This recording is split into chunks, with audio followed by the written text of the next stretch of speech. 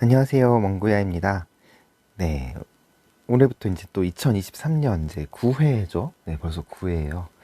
네, 9회 손해평가사 시험을 같이 이제 또 준비하게 될, 네, 멍구야 인사드리겠습니다. 강의 시작 전에 앞서서, 네, 제가 손해평가사에 관한 그 어떤 질문들을 좀 받아봤는데요. 궁금하신 것들도 많을 거고, 과연 네 공부를 뭐 해야 되느냐, 네, 이런 생각도 있으실 거고, 그리고 어떤 동기부여 같은 게 좀 필요하잖아요. 네, 그래서 과대 광고, 뭐 뜬소문 이런 거 말고 정말 팩트를 정확하게 좀 짚어드리려고, 네, 이 공부를 진짜로 내 상황에 맞는 건지 해야 되는 건지 판단하실 수도 있고요. 무작정 막 뭐 상황에 좀 다를 수도 있잖아요. 들리는 거와. 그래서 좀 판단하셔가지고 좀 객관적으로 좀 판단하셔서 공부를 하셔야 되는지 이런 것도 좀 잡아드리고, 아니면 또 동기부여가 될 수도 있고요.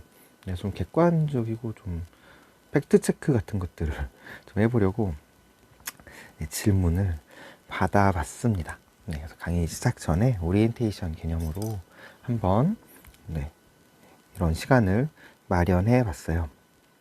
한 번씩 하나씩 이제 질문 하나씩은 볼까요? 네. 7회, 8회 평가사 배출이 많이 되었다고 들었습니다. 향후 전망은 어떨까요? 라고 질문을 해주셨는데, 전망이요. 네, 평가사의 이제 전망인데, 이런 거죠. 솔직히 다 말씀을 드리면, 1회부터 6회까지 대략으로 말씀드릴게요. 대략으로. 1,800명이에요. 1회부터 6회까지 약 1,800명이었고요. 7회하고 8회가 3,200명이란 말이죠. 네, 그래서 평가사가, 네, 5,000명 시대가 왔습니다. 문제는 기존 인력보다 근 2년이, 네, 거의 2배 가까이 된단 말이에요. 신규 평가사분들이 대거 유입이 된 거죠. 그러면 이제 향후 전망이 어떠냐라고 이제 여쭤봤을 때, 이런 말씀들을 아마 많이 들으셨을 겁니다. 이제 평가사분들 많아가지고 맞벌이가 안 된다, 뭐 이제 이런 거죠. 뭐 그것도 뭐 틀린 말씀은 아니죠. 물론 당연히 맞벌이가 이제 예전보다는 적을 거고, 그리고 뭐라고 그래야 되나요? 그 소득 같은 것들도 당연히 적을 거고, 그래서 좀 안 좋은 말씀들 많이 하시는 것도 많은데, 이거의 전제가 저는 좀 잘못되어 있다고 생각을 하는데요. 이런 거죠. 예를 들면 일이 100개가 있어요. 근데 10명이 하고 있었어요. 네. 그럼 한 명당, 네, 10개씩 나눠 가지고 있었는데요. 일이 좀 늘어요. 120개. 네, 120개가 됐는데, 이거를 30명이 나눠 가지면 한 명당, 네, 4개로 줄어들잖아요. 이러니 당연히 일이 줄어든다, 네, 라고 생각을 이제 하시는 거고, 실제로 이게 틀린 말도 아니에요. 실제로 이렇죠. 그러면 이렇기 때문에 전망이 어둡다라고 할 거냐?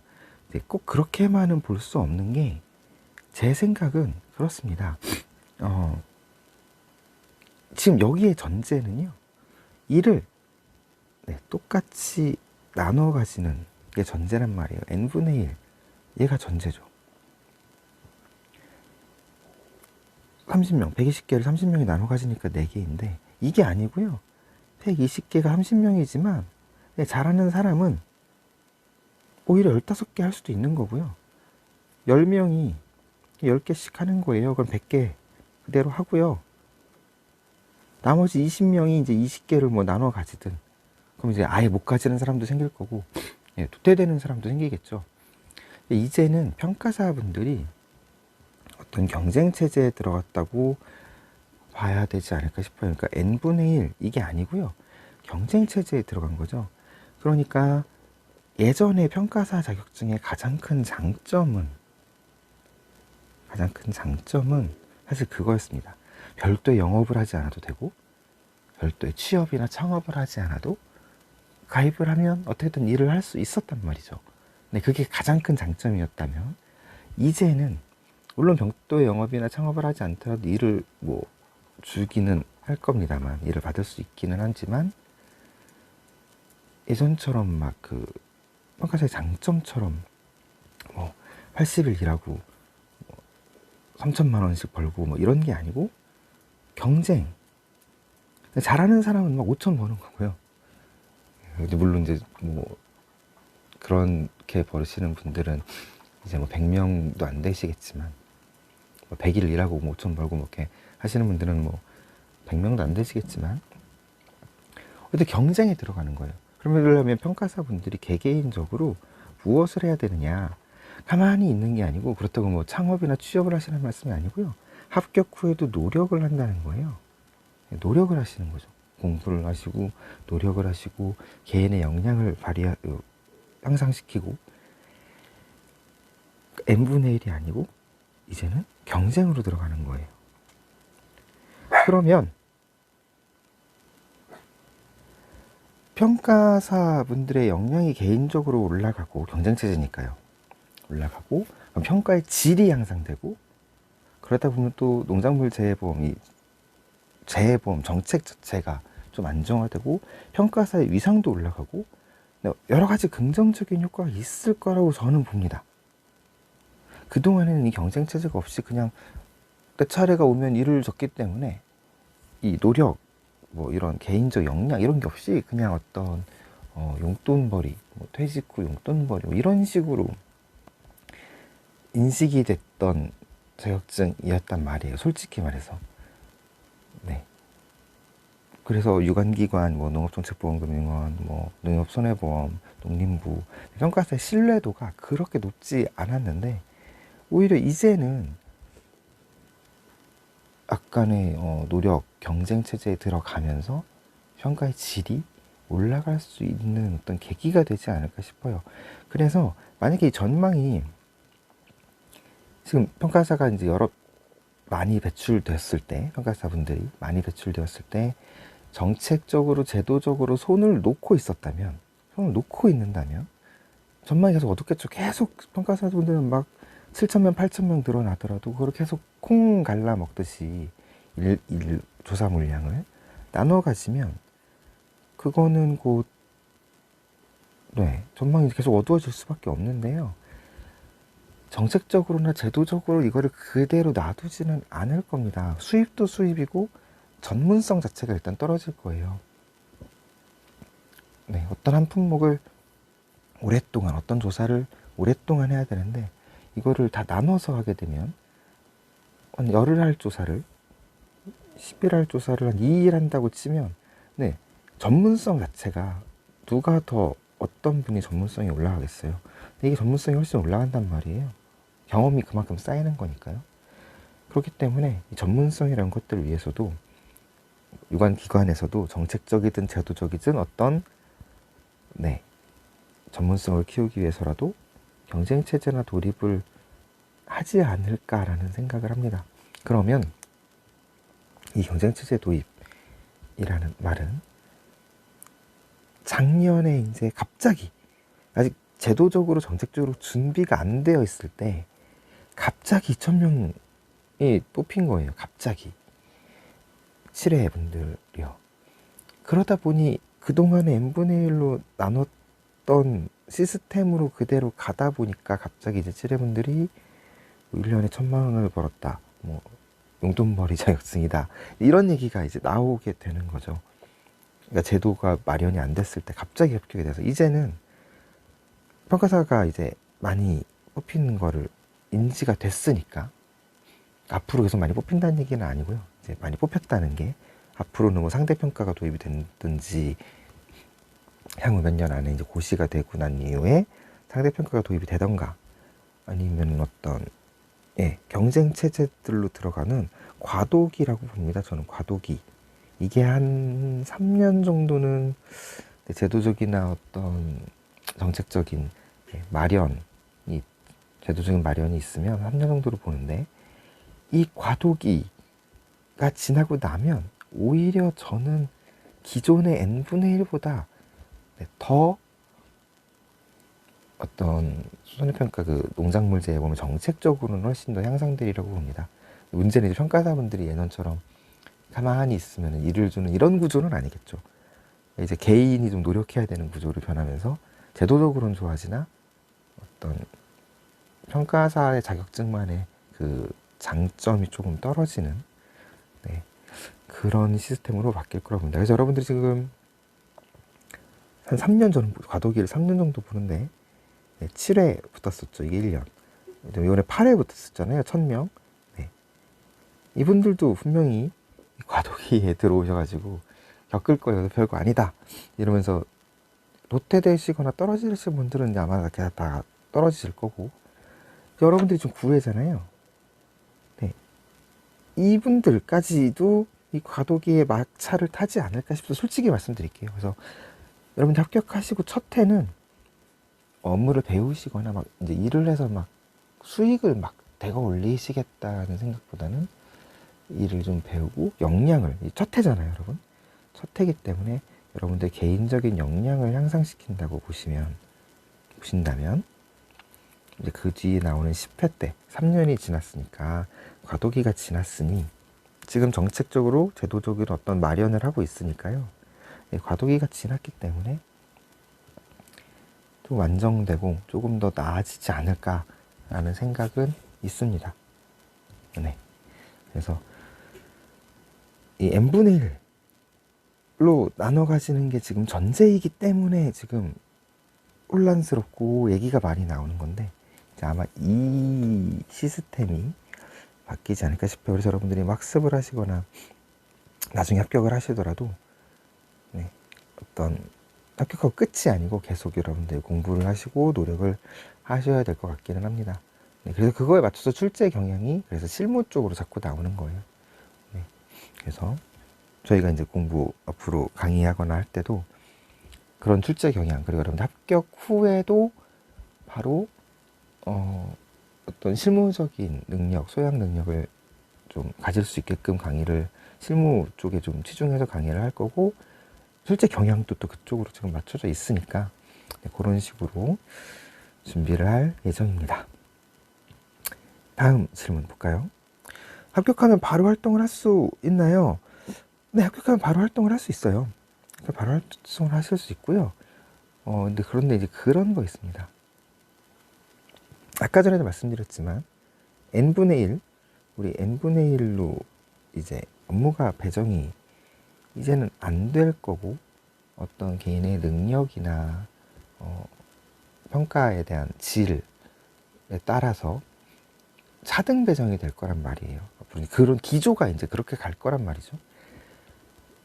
단기간에 막 그렇게는 안 되겠지만 과도기라고 말씀드렸죠. 그 과도기를 거치면 이렇게 될 건데, 그러면 이제 여러분들은 그런 걱정을 많이 하실 거예요. 그러면 1회부터 6회까지는 혹은 1회부터 7회, 8회까지는 경험이 있으니까 평가 역량이 높아지고, 우리는 신입이니 평가 역량이 당연히 없는데 경험이 없으니까요. 그러면은 시작부터 너무 불리한 게임 아니냐, 이런 생각을 충분히 하실 수 있는데, 제가 처음에 말씀드렸지만 공평 배분과 공정 배분은 다르거든요. 공평은 n분의 1이고 공정은 어떤 규정이나 어떤 틀 안에서 공정하게 배분하는 거잖아요. 그러니까 n분의 1이 아니라 어떤 규정이나 틀 안에서 누구나 납득할 수 있게 공정하게 배분함을 말하는데, 이제 이쪽으로 기조가 맞춰질 거고, 여러분들에게 기회는 이렇게 가겠죠. 그 안에서 이제 공정 배분이 이루어질 거고요. 평가 업무가 1년을 해보시면 어느 정도 이제 감이라는 게 오실 겁니다. 감. 뭐 1년을 딱 하고 바로 전문가 수준이 되지는 물론 않겠지만 감이라는 게 오실 거고, 여러분들의 노력 여하에 따라서 충분히 능력 향상을 이루실 수 있고, 네, 그 능력을 보여줄 수 있는 기회는 충분할 겁니다. 그리고 제가 이제 여기서 평가를 뭐 잘하고 못하고는, 사실 뭐 정성평가나 정량평가가 좀 어려운 부분이기 때문에 이 손해평가라는 일이요. 여기서 우리가 말하는 그러면 업무를 잘하는 거는 이런 거예요. 표본, 예를 들어 이런 거죠. 여러분들 좀 공부를 처음 하시는 부분이니까 어떻게 설명을 해야 될까요? 이렇게 농지가 있어요. 그러면 여기를 이렇게 8군데를 조사를 해야 된다고 쳐요. 한 농지에. 그럼 이제 8군데를 다 돌아다니면서 조사를 해야 되는데 귀찮은 거예요. 그리고 한 농지만 조사를 하고 빠지는 거죠. 그리고 어떻게 하겠어요? 네, 곱하기 8, 8개니까 뭐 그런 8개 조사한 것처럼. 이러시는 분들이 아직도 굉장히 많아요. 평가사분들 중에. 네, 이러시는 분들과 진짜로 우리 규정대로 8개를 다 조사하시는 분들이 있다면 앞으로 규정대로 조사하시는 분들에게 업무 우대를 드린다는 말씀이에요. 그러니까 이제 이런 식의 어떤 기본, 우리가 조사를 이제 여러분들 배우실 건데, 그쵸? 이 과목이 그런 내용이거든요. 조사 방법 뭐 이런 것들. 이 배우신 대로 기본만 하시면 여러분들은 되게 잘하시는 평가사가 될 수 있어요. 지금 현장이 그렇습니다. 그래서 신뢰도가 지금 많이 떨어져 있기 때문에 이런 경쟁체제 도입이 되면서 신뢰도를 향상시킬 수 있는 어떤 전환점으로 또 삼을 수 있다라고 저는 생각이 들거든요. 그래서 합격하시면 바로 활동하실 수 있고, 네, 그 1년 동안에 여러분들의 기회를 드릴 거고 업무를 배울 수 있는 기회도 분명히 생길 겁니다. 그거는 걱정 안 하셔도 돼요. 네, 참관도 많이 하실 거고 직접 조사도 많이 하실 거고 하실 겁니다. 거기서 여러분들이 계속 노력하셔서 네, 실력을 향상시키고 그런 걸 자꾸 보여주시고 이제 이 차등 배정이 되면서 네, 떨어지시는 분들은 떨어지시고 남아 계신 분들이 이제 조금 더 일을 많이 하시는, 네, 모두 다 똑같이가 아닌 네, 수직적인 구조가 되니까 네, 걱정 안 하셔도 되고, 합격하면 바로 활동을 할 수 있어야, 기회를 드려야 여러분들이 그 기회 안에서 업무를 배우시고 또 능력을 향상시키고 그걸 또 보여줄 수 있기 때문에 네, 바로 활동을 할 수 있습니다. 그래야 기회를 부여받는 거니까요. 네, 그거는 걱정 안 하셔도 될 것 같습니다. 용관님 올해 강의 기다리고, 네, 감사합니다. 강사님도 바뀌시는 것 같고 교재 내용에 대해서 간단하게 생각 부탁드립니다 라고 되어 있는데요. 네, 이게 교재입니다. 네, 그래서 교재 내용 강사님 이제 바뀌고, 그죠? 네, 강사님부터 설명드리면 손사모 카페지기님이 이제 하실 건데, 그분도 마찬가지로 현장 일선에 계신 분이고 뭐 관리라든가 민원 처리 같은 거 하시는 분이라 다양한 사례들을 경험을 하시는 분이에요. 현장의 다양한 사례, 이제 평가사분들이 민원 처리 같은 것도 하시고 관리도 하시니까요. 조사만 하시는 게 아니고. 그래서 이 바뀐 출제 경향, 아까도 말씀드렸지만 실무적인 내용 이런 쪽에 있어서 굉장히 도움이 되실 거라고 저는 확신을 합니다. 그래서 예전에는 우리가 1과목, 2과목 이렇게 나눠가지고 했거든요. 1과목, 2과목 이렇게 나눠서 1과목은 먼고야가 했고 2과목은 뭐 2과목 강사님, 이제는 푸른송님이라고 2과목 강사님 했었는데, 이제 1과목, 2과목을 나누지 않고 합본으로 묶었어요. 네, 이게 보니까 1과목하고 2과목으로 이제 책을 나눠 놓고 보니 같은 내용인데, 똑같은 내용인데 얘는 다르게 설명하고 있어요. 조금씩. 결국엔 같은 내용인데 용어도 조금 다르고 식도 좀 산식도 조금 다르고 그렇습니다. 그래서 이게 오히려 수험생들이 더 헷갈려 하시더라고요. 결국 같은 내용인데 예, 좀 달라요. 뭐가.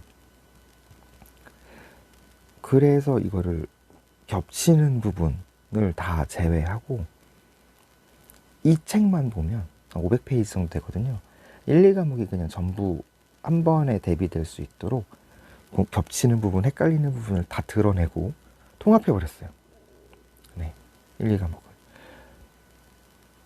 통합을 하고 나니까 1과목 강사, 2과목 강사를 나누기가 애매하잖아요. 그래서 과수 파트와 가축은 제가 원구야가 하고 논밭작물은 손사모 카페지기님, 김승원 평가사가 하고 이런 식으로 나눠놨습니다. 네, 합본인데 네, 품목별로 나눈 거예요. 과목별로 나눈 게 아니고. 그래서 이제 학습 효율이 좋아졌는데 이렇게 되고 나니까 또 문제점이 하나 생긴 게 물론 한 권을 공부를 하고 나서 1, 2과목이 동시에 대비되는 건 좋은데 문제풀이, 물론 나중에 문제집 같은 거는 뭐 따로 나오겠지만 문제풀이를 할 때요. 어느 게 1과목인지 어느 게 2과목인지 막 예, 헷갈리실 수 있잖아요. 그래서 어떻게 했냐면 이게 바뀐 교재거든요. 네, 이렇게 과수품목 이건 제가 하는 거고 그리고 네, 논다박작물 이거는 이제 김성원 평가사가 하는데 어떻게 해놨냐면 이렇게 해놓은 거예요. 보여드릴게요. 네, 여기 보시면 문제는 1과목 연습 문제 그리고 계속 넘겨볼까요? 네, 2과목 연습 문제. 문제는 아예 바꿔놨어요. 1과목 연습 문제와 2과목 연습 문제를 이렇게 바꿔놨습니다. 구분해놨다는 거죠. 네, 그래서 이론은 통합으로 들으시고 문제풀이는 이건 1과목, 이건 2과목 이렇게 드릴 거고 어떤 식이 될 거냐면 물론 제가 이제 강의할 때도 설명을 드릴 때도 이건 1과목이 이건 2과목의 말씀을 드릴 건데 학습 흐름의 효율에 좀 맞췄습니다. 일단은 어떤 보장 방식의 상품 내용을 먼저 공부할 거예요. 이건 1과목 내용이죠. 그래서 특징을 먼저 한번 개괄적으로 설명을 드리고 그 상품 내용에서 바로 보상하는 손해와 어떤 걸 보상하는지 어떤 걸 보상하지 않는지에 대한 설명이 들어갈 겁니다. 네, 들어갈 거예요. 지금 보상하는 손해, 보상하지 않는 손해는 갑자기 또 2과목이고요. 네, 그 다음에 보험 기간, 뭐 보험 가입 금액 다시 1과목 내용이에요. 그러니까 상품에 대한 내용들이죠. 보험 가입 금액이라든가 어떤 뭐 보험료라든가 자기 부담 비율이라든가 예전에 있었던 보험금 파트는 2과목에 나오고 1과목, 2과목이 겹치면서 또 막 헷갈려서 조금 다르고 그래서 뺐어요. 2과목으로 몰아버리고 자기 부담 비율이라든가 뭐 특별약관은 뭔지 이런 일단 상품의 내용들을 일단 쭉 설명을 할 거예요. 상품의 내용들을 설명을 하고 그러면 그 상품의 내용을 이제 어느 정도 이해가 되시면 그로 인해서 손해평가는 어떻게 하는지 보험금 산정은 어떻게 하는지 다시 2과목 내용으로 넘어오셔서 2과목에 대한 내용을 할 겁니다. 현지조사 방법이라거나 조사를 어떤 방법으로 하는지 어떤 방법으로 조사를 하는지를 보고 그리고 나서 계속 이제 조사 방법이 나오는 거죠.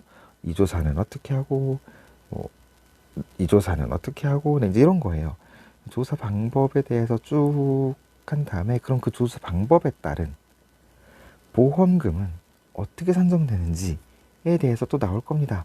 흐름이 가끔 제가 중간에 이제 정리하기 같은 것들이 있고요. 이렇게 나올 거고 그리고 나서 보험금 산정이 이제 어느 정도 어떻게 되는지까지 조사 방법에 따른 보험금 산정, 상품 내용이 어떤지, 그 다음에 그러고 있는 손해평가 방법이 어떤지, 그 다음에 그거에 의한 또 보험금 산정이 어떤지 다 배우시고 나서 이제 여기는 또 2과목이고 여기는 1과목이고 여기에 있는 뭐 1과목을 없애고 2과목을 옮기고 있는 세부적인 내용이 있었겠죠. 그리고 나서 그러면 이거에 대한 계약관리, 가입 지역은 어떤지, 보험 가입 기준은 뭔지, 인수는 어떻게 하는지에 대한 것들로 해서 또 1과목 내용이에요. 그래서 마무리가 될 거예요. 예전에는 이게 상품 내용 간 다음에 바로 막 계약 인수 가고 보험금 산정은 뒤로 빠지고 이래서 흐름이 좀 끊기는 느낌이 있었고, 공부하는 데 있어서 흐름이 끊기는 느낌이 있었고, 막 1과목에도 보험금이 나오고 2과목에도 보험금이 나오는데 막 서로 다르고, 예, 이거를 다 좀 효율적으로 좀 줄여 놨습니다. 네, 요게 교재의 내용이 이렇게 됩니다. 다음 질문이네요. 네, 1차만 합격하고 2차는 손 놓고 있다가 시작하려는데 감이 잡히지 않아서 초심자에게 어떻게 접근해야 되는지 가르쳐 주신다면 믿고 따라가도록. 네, 감사해요. 마찬가지로 같은 질문이죠. 처음 시작하려니까 감이 잡히지 않아서 막막한데 어떻게 하는 게 효율적이고 이상적으로 공부할 수 있을지 궁금합니다. 라고 되어 있습니다. 공부가 이런 거죠. 처음 하시는 분들이나 아니면 다시 하시는 분들이나 지금 이제 2차만 놓고 제가 설명을 드리면, 이제는 출제 경향이 아까도 말씀드렸죠. 실무 위주 현장에 대한 거를 모르면 좀 응용하기가 어려운 식으로 지금 변모하고 있기 때문에요. 예전처럼 막 무식하게 막 암기하고 이런 쪽의 출제 경향이 아닙니다. 그래서 어떻게 공부하시냐면 1월부터 뭐 5월까지는 1월부터 5월까지는 어떤 식으로 공부하시냐면요. 그냥 모든 거를 막 100% 다 이해하려고 하시지 마시고요. 네, 그다음에 예습하지 마시고요. 네, 예습해도 잘 모르십니다. 오히려 복습의 시간을 많이 가지시고, 예습해서 혼자 이렇게 읽어보셔도 무슨 내용인지 모르면 예습의 의미가 없거든요. 그래서 복습을 오히려 차라리 많이 하시고, 1월부터 5월까지는 그렇게 학습을 하세요. 그러니까 강사들이, 얘네들이 나한테 무슨 말을 하는지는 알겠다. 한 50에서 70% 정도는 그래 무슨 말을 하는지는 알겠다 하면은 됩니다. 70% 정도 아시면 정말 대성공이고요. 50% 정도만 아시면, 50%는 좀 너무하네요. 60, 네. 6, 70%는 그래 알겠어. 무슨 말 하는지. 네, 요 정도만 하시면 충분합니다. 막 1월부터 지금부터 막 처음부터 모든 걸 완벽하게 알고 넘어가려고 하시면 중간에 지쳐요. 네. 그리고 머릿속에 있는 이 차곡차곡 이렇게 쌓아놓잖아요. 지식들을 전부 완벽하게. 이게 나중에 다 막 엉킵니다. 이거 푸는데 시간이 더 오래 걸려요. 그래서 얘네들이 무슨 말, 이 책이 나에게 뭔 말인지는 알겠어 일단은. 그러니까 막 완벽하게 이해가 안 돼도 돼요. 그래서 이 지식들이 머릿속에 이렇게 무질서하게 둥둥둥둥 떠다니는 정도로, 이렇게 처음부터 빼곡히 정리하면서 들어가면 나중에 얘네들이 오밀조밀 붙어 있잖아요. 다 엉킵니다. 풀기가 더 어려워요. 이렇게 만드는 거예요. 5월까지 강의를 뭐 2, 3회 독을 하셔도 되고, 복습 시간을 늘리셔도 되고, 뭐 그렇게 하셔가지고 요 정도의 이해, 이제 뭔 말인지는 알겠어. 내가 막 나보고 하라고 그러면 못하겠는데 일단은 무슨 말인지는 알겠어 까지만 5월까지 지식들이 이렇게 둥둥 떠 있잖아요. 네. 그리고 나서 6월, 7월에 문제풀이에 들어갈 거예요. 그러면 이 문제풀이를 통해서 이 둥둥 떠다니는 지식들이 문제는 이렇게 적용이 되는 거였구나 를 문제풀이를 통해서 개념을 그때 정리하는 거예요. 그래야 안 꼬여요, 얘네들이. 네. 그때 둥둥둥둥 떠다니는데 문제풀이를 막 이때 시작해가지고 개념도 잘 안 잡혔는데 이때 막 엉킨단 말이죠. 충분히 60, 70%까지 올린 뒤에 막 30% 정도 됐는데 문제 풀면 다 엉켜요. 그러니 60, 70%까지 올려놓은 이후에 둥둥둥둥 떠다니는 개념들을 6, 7월에 문제풀이를 통해서 정리를 하시고, 그럼 이 정리하는 걸 놔두면 나중에 이게 다 또 흔들립니다. 그래서 8월에 모의고사 이런 실전으로 네, 뭐 이것을 실전으로 뭐 코팅한다고, 용접해야 된다고 그러나요? 이 정리된 이 지식들을 다 이렇게 하는 거죠. 코팅, 네, 고정하는 거예요. 네, 그리고 9월에 시험 보시면 됩니다. 그러면 우리 60점 맞으면 합격하는 시험이잖아요. 네, 60점 이상은 충분히 맞으실 수 있을 거라 생각합니다. 그래서 공부 방법이 중요한데 1월 5월부터 이거를 바로 이렇게 넘어가면 모든 거를 다 이해하고 넘어가야지 하고 이렇게 가시면 지칩니다. 3, 4월쯤 가면 지쳐요. 앞부분 잊어버리고. 네, 모든 걸 완벽하게 하시면 안 됩니다. 그래서 차라리 빠르게 여러 번 회독을 하시면서 60, 70%까지 이해 위주로 공부를 하셔야지, 처음부터 막 이거 다 안 외워져요 이렇게 가시면 지칩니다. 그래서 이해 위주로 60, 70%까지 올린다, 월까지. 그럼 마음이 좀 가벼워지시잖아요. 그렇게 공부를 하셔야 합격 능률이 오르고 6, 7은 문제풀이, 8월은 실전, 이렇게 대비하시면 제가 생각하기에 가장 효율적인 학습 커리큘럼이지 않을까 생각이 들고, 그렇게 제가 그런 학습 커리큘럼으로 저희가 또 진행을 할 거고요. 그러니까 그렇게 믿고 따라오신다고 하셨는데 그렇게 믿고 따라오시면 될 것 같습니다. 앞으로의 비전에 대해서도 궁금해요. 워낙 글이 비관적인 것 같아서요 라고. 네, 아까 말씀드렸지만 과도기에 계시는 분들 7, 8, 9회, 물론 이 앞에 분들도 지금 과도기에 묻혀서 다 같이 묶여 있지만요, 이분들이 이제 글을 쓰는 거죠. 손해평가사 좋다고 해서 와봤는데 아니야 라고 이분들이 지금 쓰시는 거잖아요. 글이 비관적인 거는. 네. 물론 이제 이분들도 마찬가지겠죠. 너무 많이 들어가지고 나 손해봤어 뭐 이런 건데, 이 과도기 3년은 있을 거라고 봅니다. 3년은, 앞으로 3년은 과도기를 거쳐서 정책적으로, 제도적으로 어느 정도 보완이 되고 나면 그때부터는 정책이나 제도적으로는 좋아지겠죠. 근데 손해평가사 개개인이 이제 노력을 해야 되고 능력을 향상시키고, 네, 그런 숙제가 있는 거고. 그래서 미리 말씀드리면 이제 퇴직 후에 이제 쉬엄쉬엄 용돈벌이나 해야 되겠다, 혹은 뭐 돈 벌면서 뭐 전국을 여행 다니는 그런 직업이라는데, 이런 생각을 갖고 뛰어드시는 분들은 좀 다시 생각해 보셔야 됩니다. 네, 예전에는 그랬어요. 퇴직 후에 막 전국 다니면서 남들은 돈 주고 여행 가는데 전국을 다니면서 막 조사도 하고 돈도 벌고 맛있는 것도, 그 지역 특산물도 먹고 그 지역 명산도 가고 뭐 사진도 찍고, 예전에 진짜로 그랬는데 이제는 그런 직업은 아니게 된 거죠. 노력해야 되고 전문성을 자꾸 띄어야 되고 합격 후에도. 네, 그렇게 되었습니다. 그럼에도 불구하고 나중에 이제 여러분들이 그 실력이 향상돼서 어떤 그 메인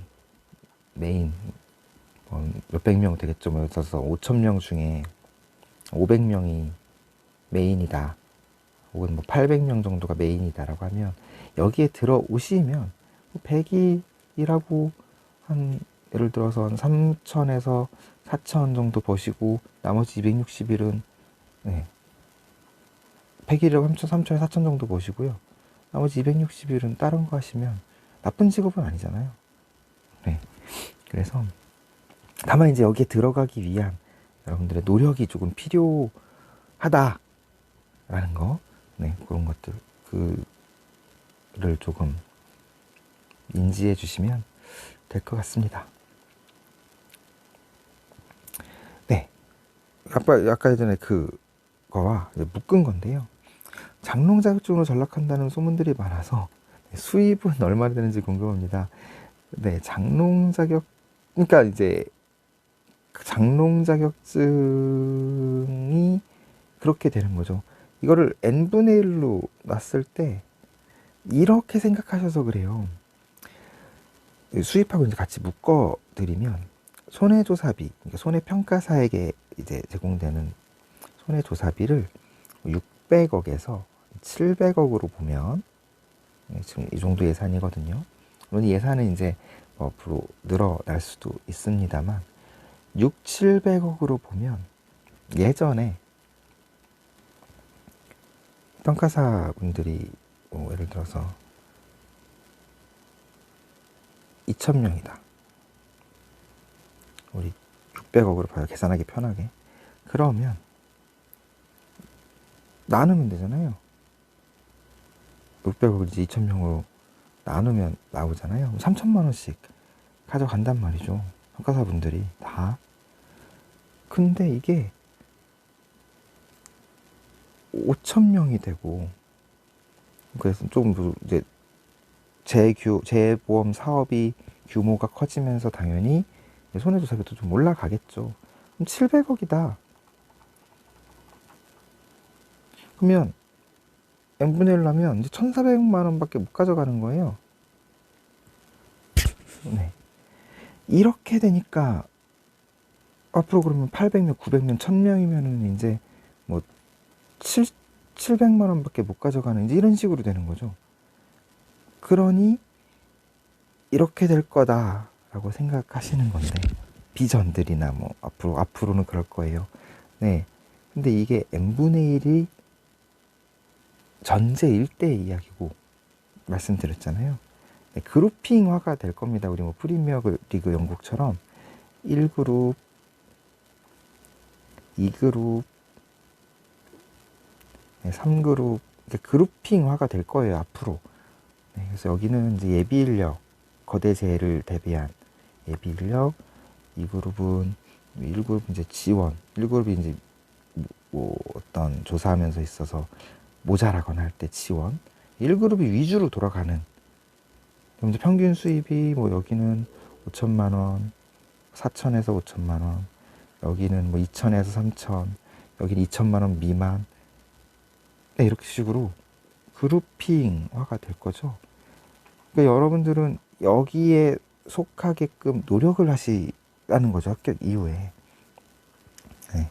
합격을 했는데 사과나무, 배나무도 구별을 못하거나, 그렇잖아요. 사과나무가 뭐 어떤 병이 있는지, 감나무는 어떤 병이 있는지, 네. 마늘에는 어떤 병이 있는지, 그런 것들 합격 후에도 여러분들이 공부를 좀 하시는 거죠. 어떤 환경에서 이런 게 발병을 하는지, 감나무에 둥근무늬 낙엽병이라는 게 있다는데 이게 잠복기는 언제인지, 발병은 언제 하는지, 대책은 어떤 건지, 보상하는 재해인지 보상하지 않는 재해인지, 이런 것들을 합격 후에도 여러분들이 공부를 하시면 여러분들은 전문가가 되는 거고, 그만큼 위 상위 그룹으로 속할 수 있는 기회가 생긴다는 거죠. 그렇게 되면 수입은 올라가겠죠. 그래서 수입은 아까도 말대로 이제 지금 과도기를 건너가면 그룹핑화가 될 거예요. 그룹핑화가. 네, 그래서 여기는 3천 이상, 뭐 많이 버시는 분은 뭐 5천도 벌 수 있고 6천도 벌 수 있겠죠. 이 그룹은 1000에서 3000, 3그룹이 1000 이하, 이런 식으로 되지 않을까 싶어요. 명수로 따지면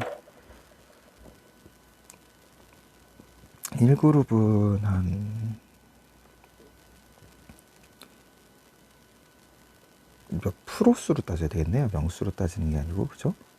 1그룹은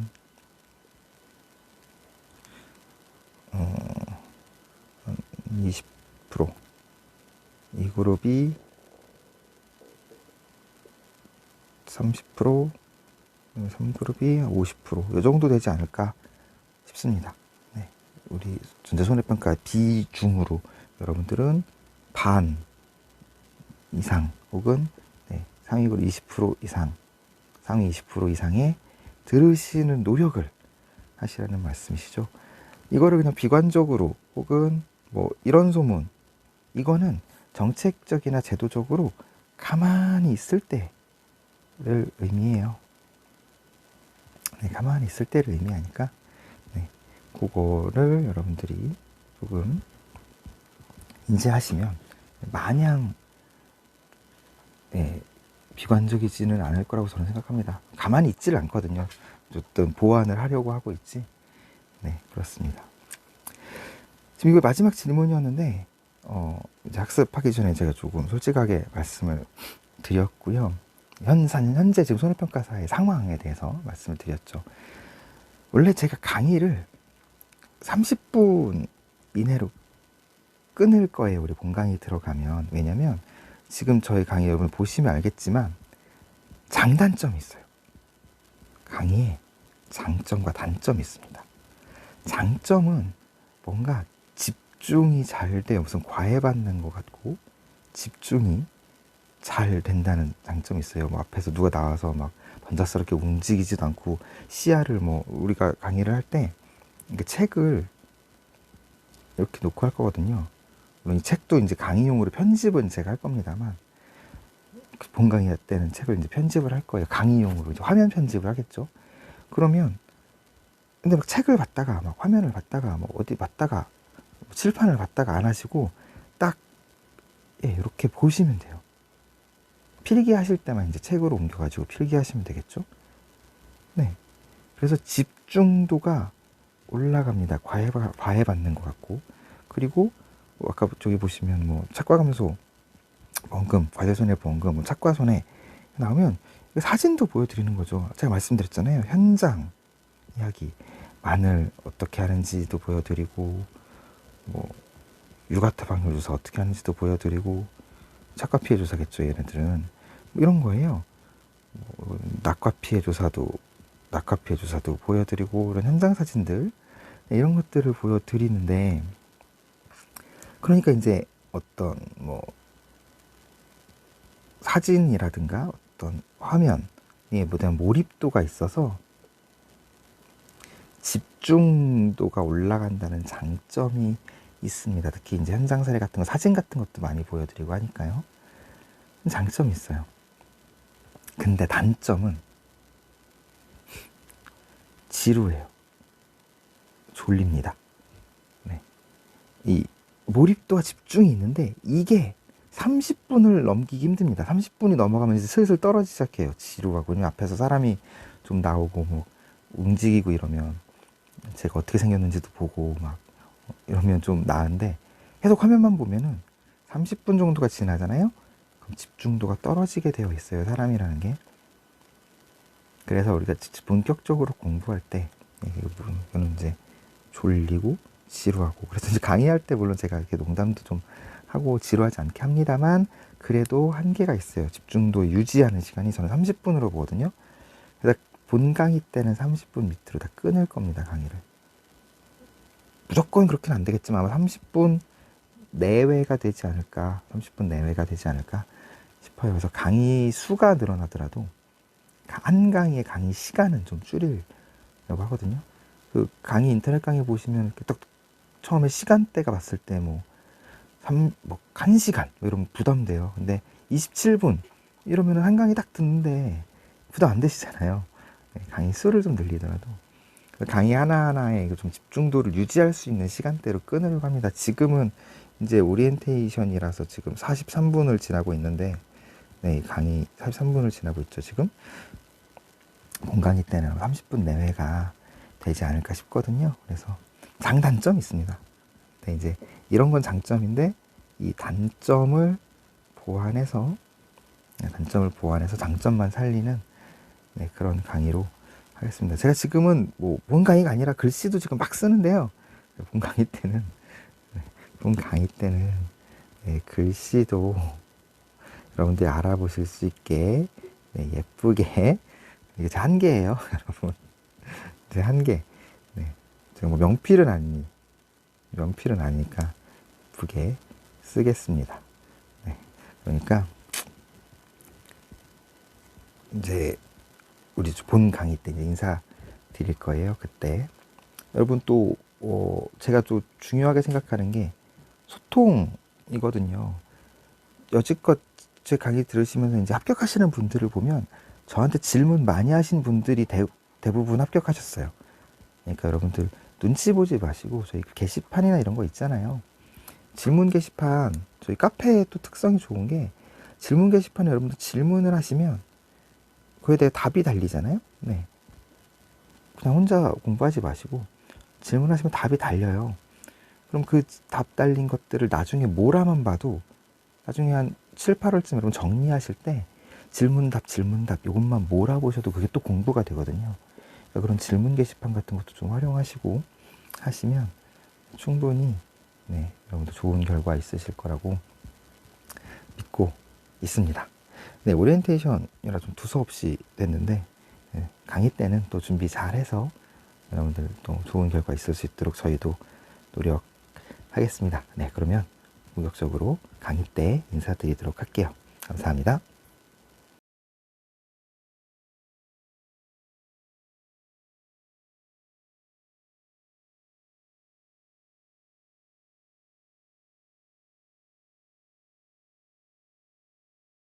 손해평가사 시험 및 업무에 관한 더 자세한 사항은 손사모 카페에 방문하셔서 확인하시고요. 구독과 좋아요를 누르시면 최신 동영상을 가장 빠르게 시청하실 수 있습니다. 감사합니다.